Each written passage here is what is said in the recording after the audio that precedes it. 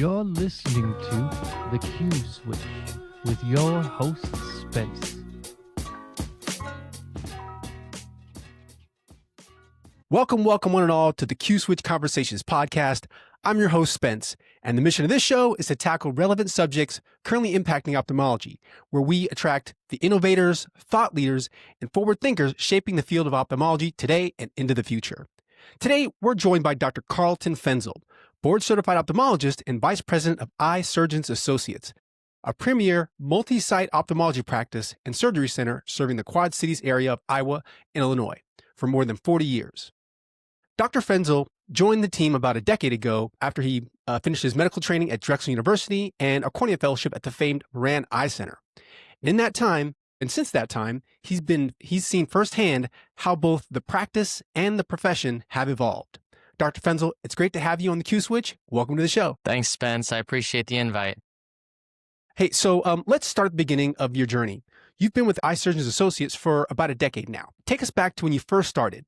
What did a typical day in practice look like then, and how different does it look and feel now? Yeah, so that's a great question. At the beginning of my experience here, I was fellowship trained cornea specialist. I expected I was going to be doing mostly cornea, cataract surgery, LASIK, dry eye, all those kind of things. And, it was like that probably for the first couple of years. And, I still do a lot of, that is my primary work. But for reasons out of my control, certain people had left our practice and, others came, and we had certain service lines that went down, and we needed to maintain that for our patients. One of the things I've had to do in many realms in my practice is have new skill acquisition, or at least make my skills more robust. So I added, more glaucoma, intravitreal injections, which was a big thing that a lot of our general ophthalmologists do. And so I pretty much practice like almost full spectrum ophthalmology, at least in the clinic, and then primarily cataracts and cornea work in the operating room. But it's been nice, actually. I've enjoyed getting a wide range of types of patients every day to see. Well, your practice, Eye Surgeons Associates, has been a staple in the community there in the Quad Cities region for the better part of, 40 years now. Can you tell us a bit about the founders and how it started? And, it's gone from, I think, a very small practice of just a husband and wife owner to like multiple providers as it is today. So why don't you share a little bit about that? Yeah, that's correct. So the founders, Lisa and Amir Arbisser, they started the practice in a small town called Muscatine, and which is outside the Quad Cities. And then they slowly moved into a couple of hospital spaces, acquired slowly new MDs to their practice. And then, over time, they were able to add ODs and then expand to a multi-site location with building our own facilities, which we have several of, one in Iowa, one in Illinois. And then now we have 12 ophthalmologists and 7 optometrists. And it's and some people have come and gone over the last 10 years, but overall we're growing and doing really well. Well, cool. Thanks for sharing that story. So, of course, one of the biggest drivers of change has been technology. What advancements or innovations have had the most impact on how you diagnose and treat patients today? Yeah, the diagnosis and treatment part, a lot of the advances that I'm into are cataract surgery related. And, I love the new imaging technology that's out in terms of biometers and topographers. But really, the most impressive piece of technology that I've seen since I've been in practice is the light adjustable lens. And I'm sure you've heard about that before from people, but that technology has kind of revolutionized the way I counsel patients and talk to patients. And I still use traditional like multifocal or trifocal lenses. I use EDOF lenses. I do plenty of standard cataract surgery, but for the correct patients who want monovision or mini monovision or just exceptional distance vision, the accuracy of that LDD machine to get the prescription close to plano is unbelievable. And those patients have the highest satisfaction rates of any of mine. Oh, wow. Okay. All right. Again, for me, when you mentioned light adjustable lens, I was with Alcon when it first, hit the market, and it kind of plodded along under the radar. It wasn't until probably the last couple of years that it just really experienced explosive growth, and the feelings that you have about, and the results you're getting just caught like wildfire. So if you're not doing light adjustable lens, you're missing on a great opportunity to help patients who you otherwise, I think, would have some serious challenges fitting with like a Panoptix or a Symphony or some other trifocal lens. So kudos to you, man. Yeah, and it's kind of like a lot of technology these days. There's a lot of new lenses or new technology for treatment of dry eye, or even imaging technology that you're interested in purchasing. There's always, we have these board meetings and we decide what to purchase, and there's always people that say no and say it's too much of a risk, or it's too expensive, or we're not going to use it enough. But you have to take that risk sometimes. Like, there's an upfront cost to the light adjustable lens. Man, that was, and most of our partners were on board, but it was well worth it. And not just financially, like we've done well with that, but for our satisfaction for our patients, it's been wonderful. So patients today walk in more informed, or at least more Googled than ever before. How has that shift changed your patient interactions? Yeah, that's correct. So, and it may be a little different for me because I'm in a kind of semi-rural area. I think patients in big cities tend to ask more questions from what I've heard, and people I've spoken to, friends of friends who ask me questions about certain conditions. But yeah, I mean, but I have a broad spectrum. So I have patients that come in that they don't want to know anything. And that's kind of relatively easy unless it's difficult to explain the condition to them. But yeah, the patients who are well read, I always try to make sure that they have their right sources. I want to bring up all of the options to them because they have if let's say it's a cataract surgery, they have the different lenses that they've researched, and I got to make sure I hit each one of them and at least brush up, at least cover those, so that they don't think I'm missing something that I don't know about certain technologies. So I try to give a broad overview quickly and then get right to the point. So directing people can be difficult. Sometimes they're long conversations, but we have added a position at our practice called the Advanced Technology Coordinator. And if I feel like the patient's not going to make a decision quickly, or if we're having trouble with certain concepts, we'll let them go home, give them some material that we think is accurate. We have no idea where they're getting their information from. And they come back and see my coordinator, and she gives them about 30 to 45 minutes. And pretty much 100% of the time after that, patients are scheduling. And so does that access to information tend to help the process by making patients more engaged, or can it sometimes make things more complicated? We've spent a lot of time trying to create categories for our types of lenses and our types, anything in terms of whatever dry eye therapy or, but cataract surgery has been our main focus. And yeah, we've tried to simplify it because you can just give people way too many options and they really don't understand the details. The vast majority of them, they don't know the difference between mini monovision and monovision. Like, how much intermediate are you going to get if you do an EDOF? Like, you have to really make things clear, and then you have to give your strong opinion too. Otherwise, they're going to waffle back and forth. So with patients coming in more knowledgeable, expectations rising, and technology advancing, how have you and your team adapted to keep care both efficient and personal? Because sometimes those things are diametrically opposed. Yeah, I mean, patient expectations are definitely changing. Everyone wants to have perfect vision, and there are unhappy patients in every practice. But, luckily, we're fortunate that our technology is actually improving consistently. Like, we are getting upgrades. We talked about the light adjustable lens, even like multifocal technology. Panoptix just released a pro version. You have Envy, you have Odyssey, you have a lot of really well tolerated technology. But we found that you have to be, the best way is, number one, to be very clear with people what their expectation should be. And I don't say, oh, it's going to be great. I say, a lot of times 75, 80% chance you're going to get your result that you want, that 20/20 vision, that crystal clear vision. But there are a subset of people who are not going to achieve that. And we have ways of dealing with that, but that is a possibility that's pretty much out of our control. That helps a lot. That definitely helps a lot. And the other thing is you don't want to be against the patient. You don't want to have it be the patient versus you if there's something that they're dissatisfied with. You always want to be on their team, and that the problem is something that you're together you're working to solve. And I think that helps a lot. Hmm. Yeah, and it's probably not just you either. I mean, you have to have the team around you, your staff at all the different levels, all the different areas, with that same, I guess, culture and mindset, because even the front desk person, can be not on the same side as the patient, and just by the time it gets to you, it's been exacerbated, and now it's in your lap. So there's an element of leadership and culture that mindset has to be instilled. Absolutely. And it's not if you start acting like that, it's not within weeks.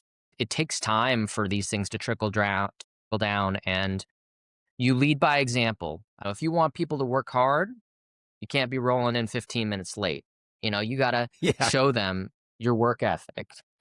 yeah, So it's like yeah. that with everything. You really got to be the example and really show the staff that you care about your patients, and that it's a priority, that you want to give them the best vision possible. And I'd imagine just from you to the staff, that translates immediately to the patient, whether it's over the phone or when they walk in the door. It's a feeling that they can experience when they walk through to eye surgeons associates, that I'm going to be taken care of and that everything's going to go smoothly. And it's oftentimes how you make someone feel. And I think some of the things you're talking about, I think really have that impact on the patient, each and every one of them. You're totally right. I mean, medicine is not just about achieving results. It's about being there for the patient, listening to them, hearing their concerns, and having, good bedside manner. I mean, it makes a world of a difference. I'm sure. Now, shifting gears a little, let's talk about the business realities of modern ophthalmology. I'm not breaking any news when I say reimbursements have been on a steady decline for years. How has that influenced how you and your practice and your team approach offering premium technologies, advanced IOLs, or elective procedures? Yeah, that's a tough one. Honestly, it's been stressful. I've seen a big change, honestly, from before the pandemic to after. There've always been cuts to our services and cataract surgery, and specialists, they go after specialists.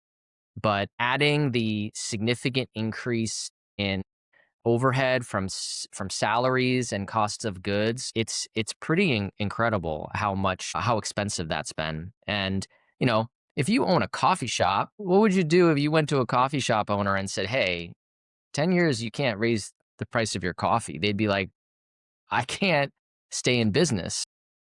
Right.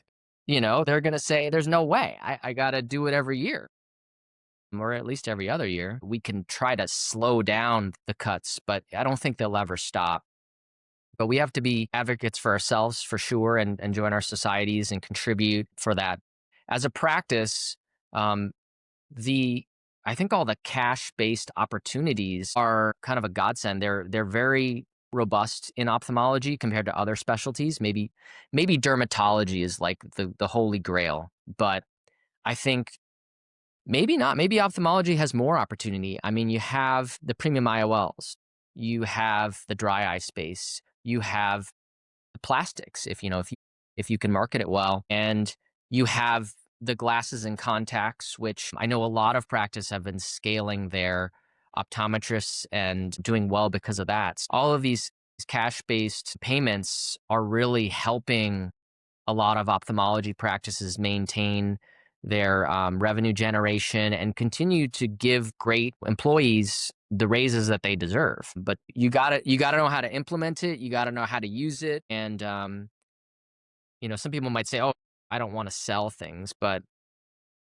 people want things. They want the best. They want to feel better. They want great products and services. And so you're doing them a disservice if you don't offer them the technology that's available. Yeah. And I think kind of in that same line of thinking, that because there's so much ophthalmology, I think in general is a very technology forward specialty.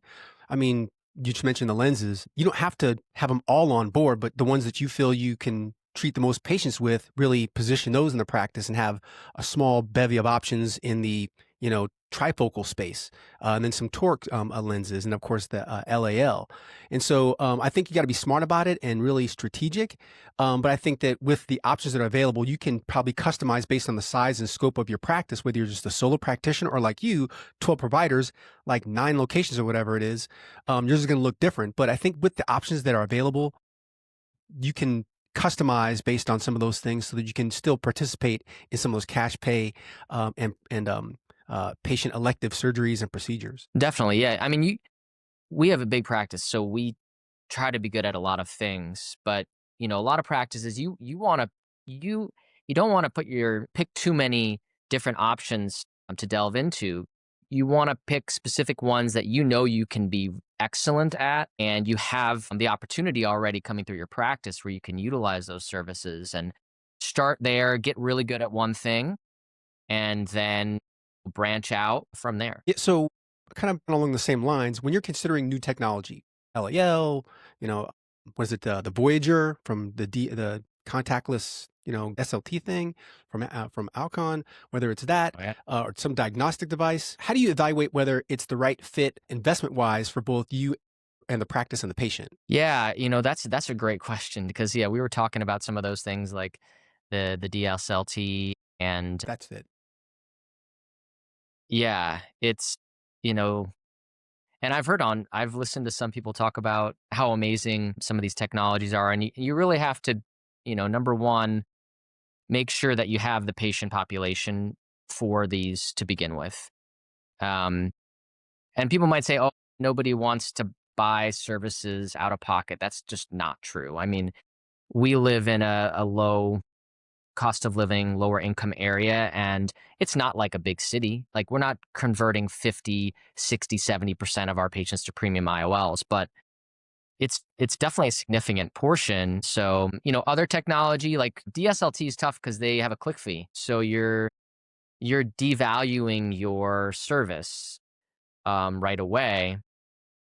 So that and if they didn't have a click fee, that would be probably a Home great run. option. Yeah, but that that adds another little bit of complexity. I mean, if it's going to benefit your patients like crazy and be an amazing addition because somebody can't perform regular SLT, then that makes sense. But we perform SLT here, and we'd rather continue with it. The one thing that we're trying to think about right now is our dry eye treatment regimen, and um, there's obviously so many there's so many treatments for dry eye, but specifically the meibomian gland space with, you know, the changes with lipoflow, and there's been other meibomian gland specific procedures that aren't being serviced anymore. So we're currently talking about purchasing a pretty expensive piece of equipment. And, I believe we need it because I believe that we're not offering the full spectrum of care that we need to. But damn, that piece of equipment is expensive. So my partners are saying, I don't think so. So it's a tough conversation. You really have to get the data and you really have to get the commitment from people that they're going to use the technology because people are coming through here and they have a problem and they're not being treated for it.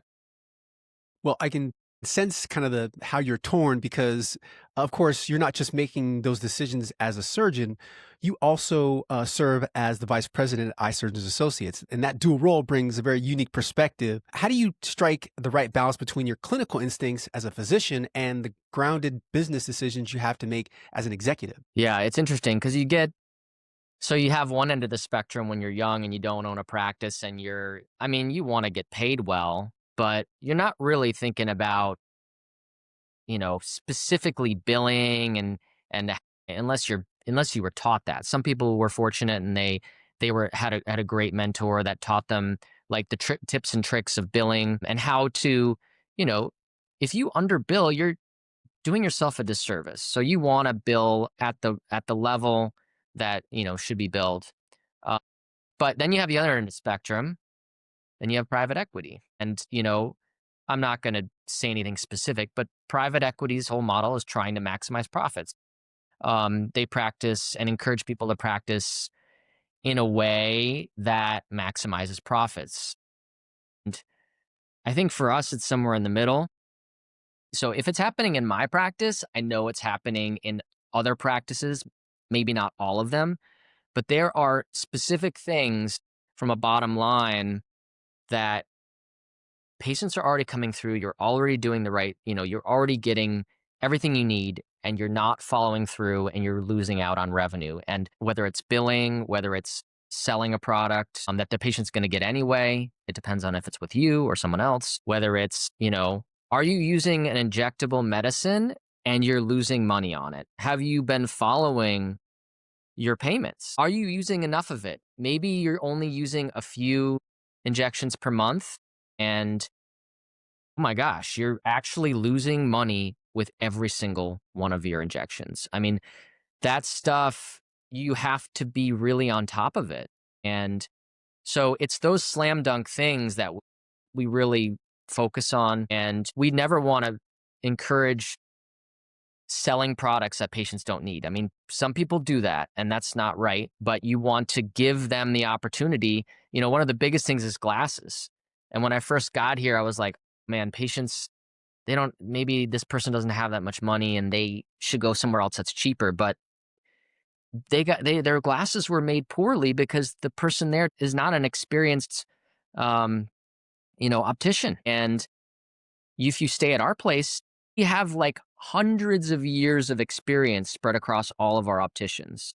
So there's always benefits and drawbacks. And, you got to believe in your services and believe in your technology and tell people about it. Because if you don't say anything, they're going to just be like, I'm going to go with the cheapest option. But if your slightly more expensive option is potentially objectively better, I would want to go with that.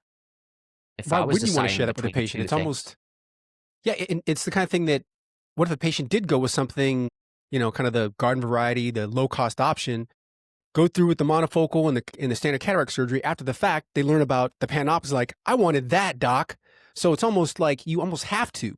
It's about, these are your options, Oh, yeah. and these are and you have that. I forgot the title of the person that you inserted with the technology person, but their role Yeah, advanced should be able to kind of, technology.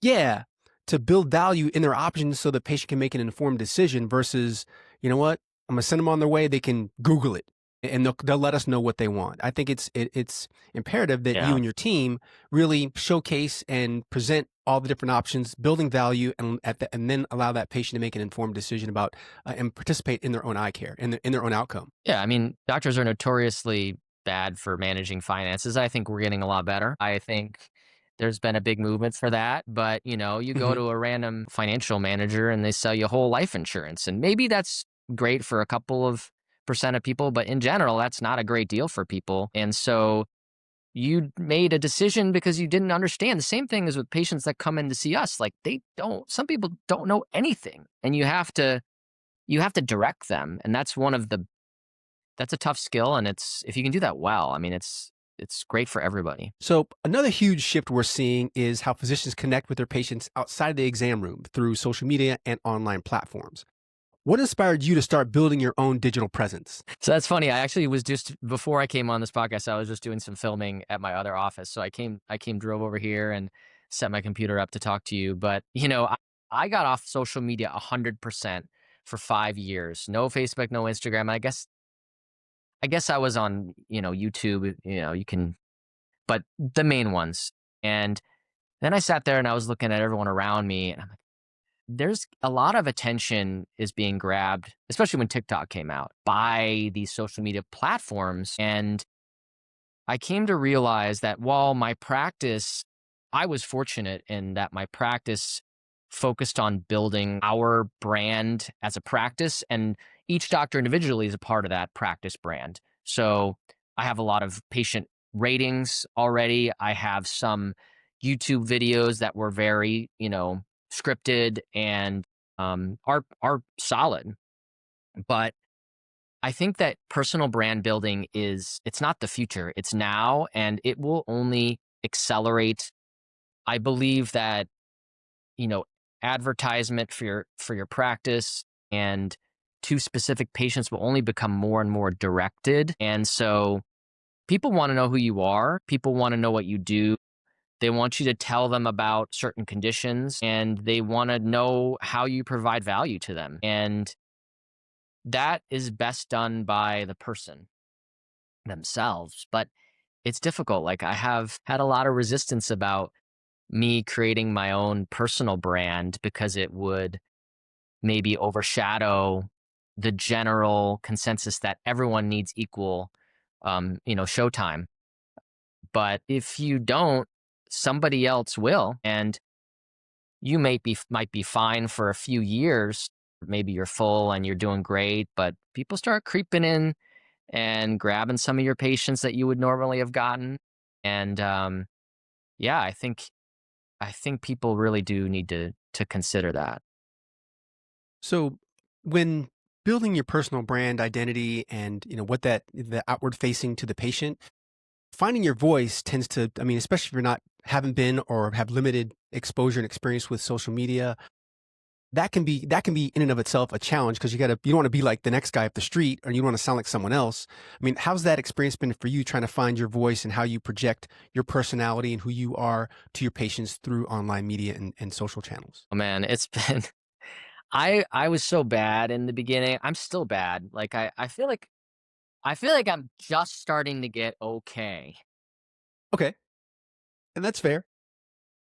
You have to trial and error though. Like you have to, because you're going to get people telling you to do it some way, or maybe you have a marketing director that says you need to do this. But really, the best way, if you want to save yourself a crazy amount of time, now you want to be professional, right? Maybe you should just be a little bit careful about what you post because I feel like some people who are getting a lot of likes and views, they can sometimes get close to that line of professionalism. So I would say Mhm. in the beginning, I would be a little bit conservative in the beginning, but look at the people that are great at it.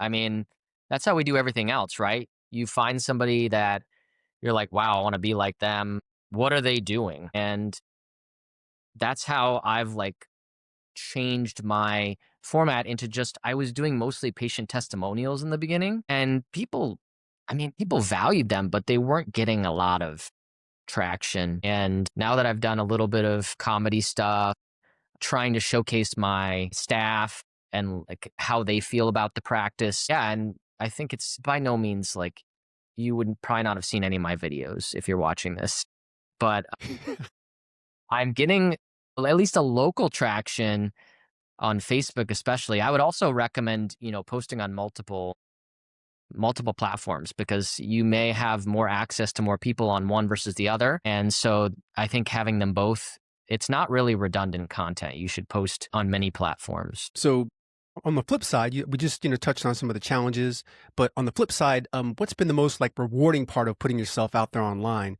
Have you noticed an impact on how patients engage with you or perceive you before they even step in the front of the clinic doors? That's a great question because I feel like I've just started to get those responses. So I put out a Cool. video on Halloween that had it was really a basic costume. Like everyone on my team had a Pac-Man costume on, a Pac-Man shirt, Huh. okay, and some jeans. And I was Pac-Man, and then we had like, if you remember Pac-Man, you have the ghosts that Pac-Man, you're trying to eat the yellow balls, but you're trying to stay away from the ghosts. But then if you get something specific, all the ghosts, you can eat them. And so they're a different color. So I was chasing the one that I could eat. And then a ghost came out of the door into the hallway, and I basically had to run away. And I didn't really realize it was a short thing. It took me 5 minutes to do. I have people coming up to me on the street locally, and maybe not that many, like one or two, but people that don't have anything to do with my business or aren't my patients. They're like, "Oh, I saw that video and it was hilarious." Yeah, and So comedy, it's things that are funny, lighthearted. People remember those things, and I think really, especially going into getting a medical procedure or something as critically important as your eyes, it kind of brings the anxiety down. Just walking in, knowing that you're a regular person, and it just kind of lets some of the defenses down. I think eases some of the anxiety, just knowing that they're dealing with another human being that has a sense of humor and they're grounded. So I think that's a really cool thing to share. Yeah. Yesterday, actually, I did surgery on somebody who watched it. And as I'm in the pre-op area, they're like, "Oh my God, I loved your video." And so they were getting like a DMEC too. Like that's a more stressful procedure for people. And they were like so relaxed and they felt really comfortable with me because not only did they know that I had, like a sense of humor, but also they could relate because they apparently played Pac-Man for like years and were obsessed with it. So, you find these connections with people that it's a nice addition. Well, the whole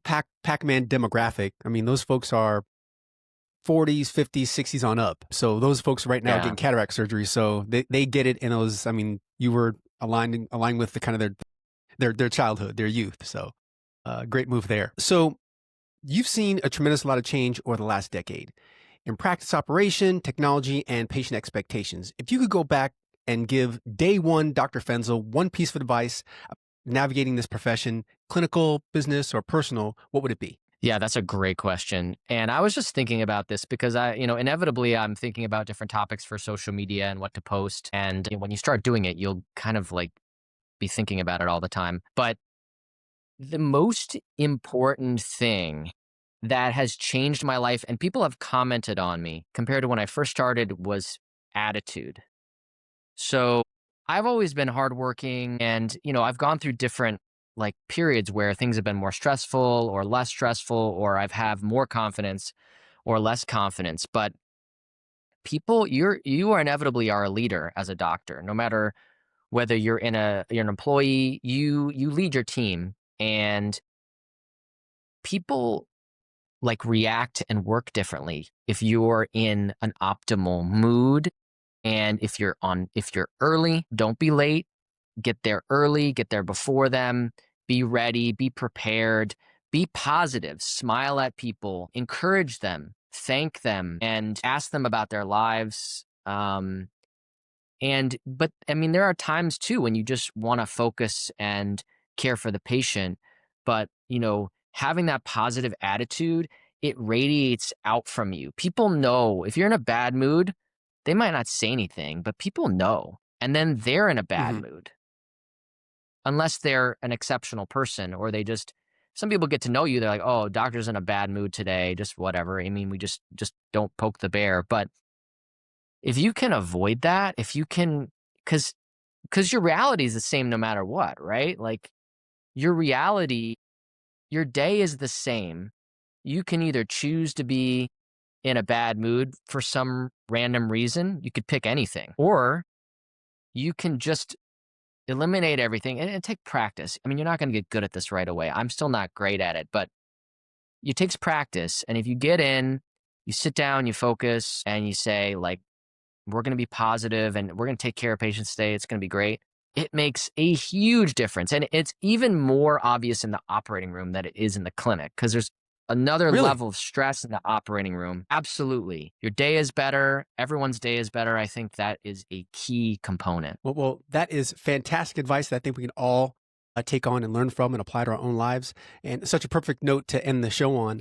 Dr. Fenzl, thanks for sharing your insights and experience with us today. It's inspiring to hear how you and the team at Eye Surgeons Associates continue to adapt and innovate while keeping patient care at the heart of everything that you do. And members of the Q-Switch audience wanted to reach out and keep the conversation going. What's the best way to contact you and look you up on LinkedIn, perhaps? Yeah, I mean, my name, Carlton Fenzl on LinkedIn. You can find me at Carlton Fenzl on Facebook, or my Instagram handle is _real_eye surgeon. So cool.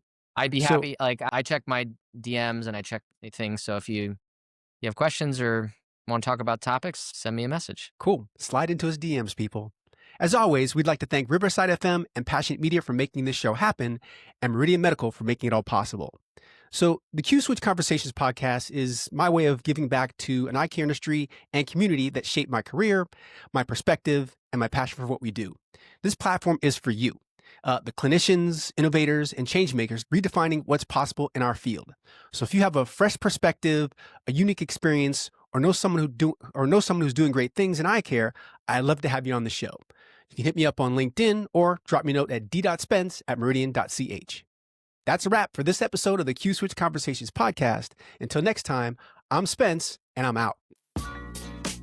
You're listening to The Q Switch with your host, Spence.